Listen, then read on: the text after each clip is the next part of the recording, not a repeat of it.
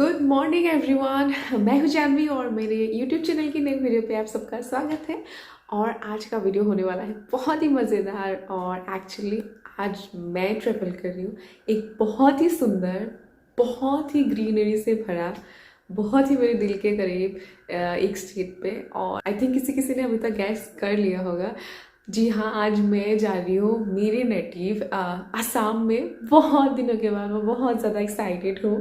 अभी आज मैंने सोचा कि आज का जो जर्नी है बेंगलोर टू असम, ये इसका एक व्लॉग बनाया जाए और आप लोगों के साथ मैं शेयर करती हूँ कि आज मैं कैसे पहुँच रही हूँ असम, कैसे जाती हूँ और जर्नी में क्या क्या होता है। सभी कुछ मैं आज इसी वीडियो में आप लोगों के साथ शेयर करने के लिए कोशिश करूँगी। और अभी हुआ है मॉर्निंग 4:30 और मेरा फ़्लाइट है 9:15 सुबह। और अभी जाना पड़ेगा, अभी रेडी होना पड़ेगा। सबसे पहले जाना पड़ेगा एयरपोर्ट और कैब भी बुक करना है और उसके बाद देखते क्या क्या होता है। और सबसे पहले अभी जस्ट मैं उठ के फ्रेश होके आई हूँ। और वीडियो एंड तक ज़रूर देखिए। और आपको अगर वीडियो अच्छा लगे तो आपको तो पता ही है, लाइक शेयर और सब्सक्राइब करना मत भूलिए। और इसके बाद जो भी वीडियोस आने वाला है सब कुछ आसाम से आएंगे कुछ दिनों के लिए। तो मैं ज़्यादा से ज़्यादा वीडियो बनाने के लिए कोशिश करूँगी आसाम से और आप लोगों से बहुत सारी इन्फॉर्मेशन, बहुत ही इंटरेस्टिंग वीडियोस अभी आने वाली है। तो अगर आपने अभी तक मेरे चैनल को सब्सक्राइब नहीं किया है तो प्लीज़ सब्सक्राइब कर दीजिए। तो चलिए आज का वीडियो हम लोग स्टार्ट करते हैं।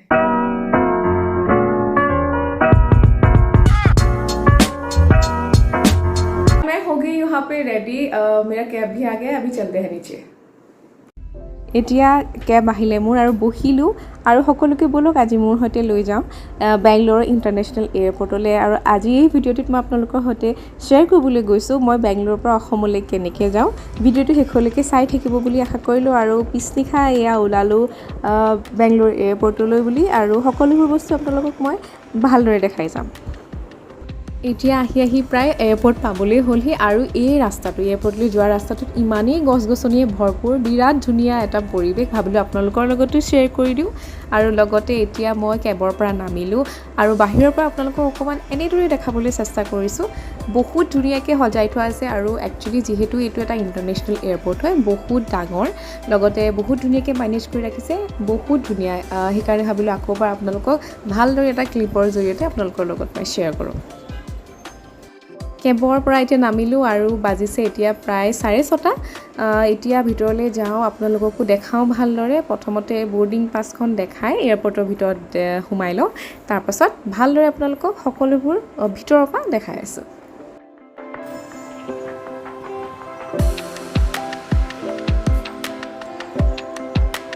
এতিয়া মই এয়াৰপৰ্টৰ ভিতৰত সোমালোঁ আৰু প্ৰথমতে মই জমা দিব লাগিব মোৰ গোটেই লাগেজখিনি।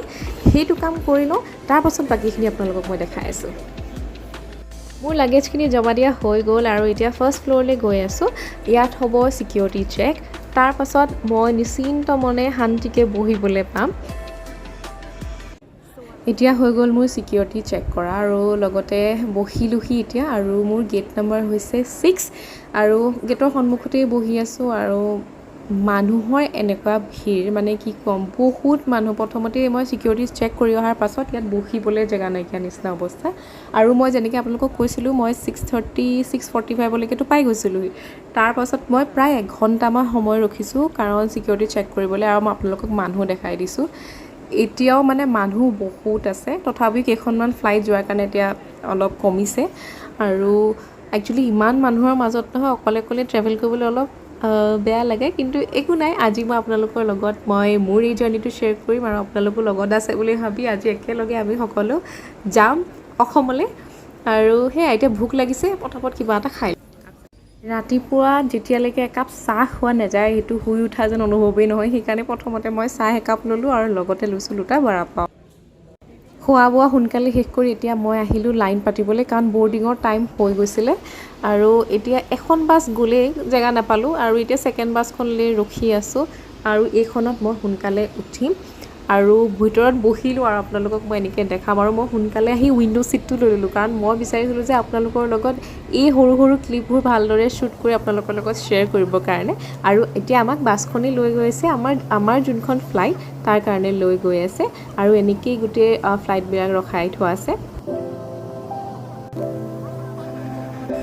এতিয়া আমি সকলো বাছৰ পৰা নামিলোঁ আৰু লাইন পাতি আছোঁ আৰু এতিয়া লাহে লাহে গৈছোঁ ভিতৰলৈ সোমাই আৰু আপোনালোকক বাকীবোৰ মই ভালদৰে দেখাই আছোঁ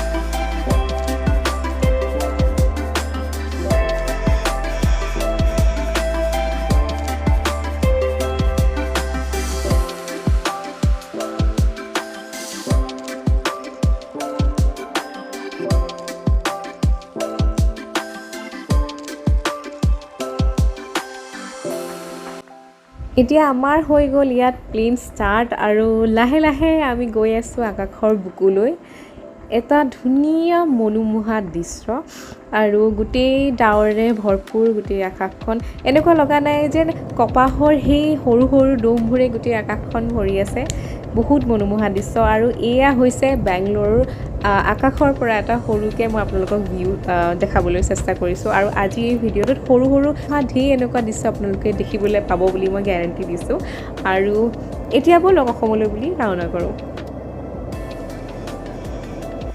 এতিয়া আমি ডাৱৰৰ মাজে মাজে অলপ টাৰ্বুলেঞ্চ ফেচ কৰি অসম পোৱাৰ আগতে প্ৰথমতে আমি লেণ্ড কৰিবলৈ গৈ আছোঁ কলকাতাত যিহেতু এখন মোৰ কানেক্টিং ফ্লাইট প্ৰথমতে কলকাতাত লেণ্ড কৰিব আৰু 40 মিনিটমান প্ৰায় ৰখাৰ পাছত আমি একচুৱেলি অসমলৈ বুলি ৰাওনা হ'ম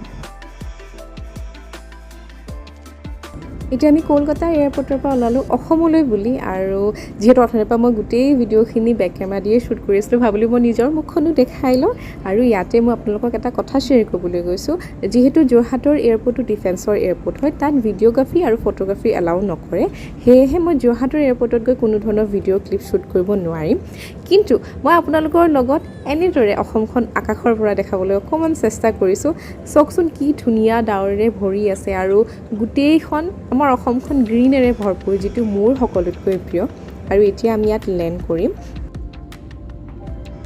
যোৰহাট এয়াৰপৰ্টৰ পৰা আমি ওলালোঁ আৰু এতিয়া আহি পালোহি জগন্নাথ বৰুৱা কলেজ ভাবিলোঁ আপোনালোককো এবাৰ এনেকৈয়ে দেখাই দিওঁ আৰু এইখন কলেজতে মই 3 বছৰ পঢ়িছিলোঁ বেচেলৰ অফ কম্পিউটাৰ এপ্লিকেশ্যন মই জগন্নাথ বৰুৱা কলেজৰ পৰাই পাছ কৰা আৰু এইখিনি পাৰ হোৱাৰ লগে লগে যে সেই পুৰণি কথাবলৈ ইমানকৈ মনত পৰিছে আৰু মোৰ লগৰখিনিকো মই সমানেই মিছ কৰিলোঁ আৰু এতিয়া আমি হ'লোঁ ঘৰৰ ফালে ৰাওনা আৰু ভোক আৰু ভাগৰত আমি ভাবিলোঁ যে জাজি ধাবাতে কিবা এটা খাই যাওঁ কাৰণ দুপৰীয়া খোৱাৰ সময়ো পাৰ হৈ গৈছিল সেইকাৰণে মই এতিয়া অৰ্ডাৰ দিছোঁ আৰু ল'লোঁ এখন ভেজ থালি লগতে গোটেইখিনি বস্তু দিছে ভাজিৰ পৰা আদি কৰি আলু পিটিকা আছে চালাড আছে কেৰেলাৰ চব্জি আৰু আছে ইয়াত চবতছে মই খাই ভাল পোৱা হাঁহৰ মাংস এতিয়া আমি ইয়াৰ পৰা খাই মেলি ওলালোঁ আৰু মই যিহেতু পুৰা ভাগৰ আৰু একেবাৰে শক্তি নাছিলে নিজক দেখাই মেলি ভিডিঅ' কৰিবলৈ সেইকাৰণে মই এনেকৈ আপোনালোকৰ লগত ভিডিঅ'টো শ্বেয়াৰ কৰিছোঁ আৰু এতিয়া আহি প্ৰায় ঘৰ পাবলৈই হ'লোহি আৰু আশা কৰিছোঁ আজিৰ মোৰ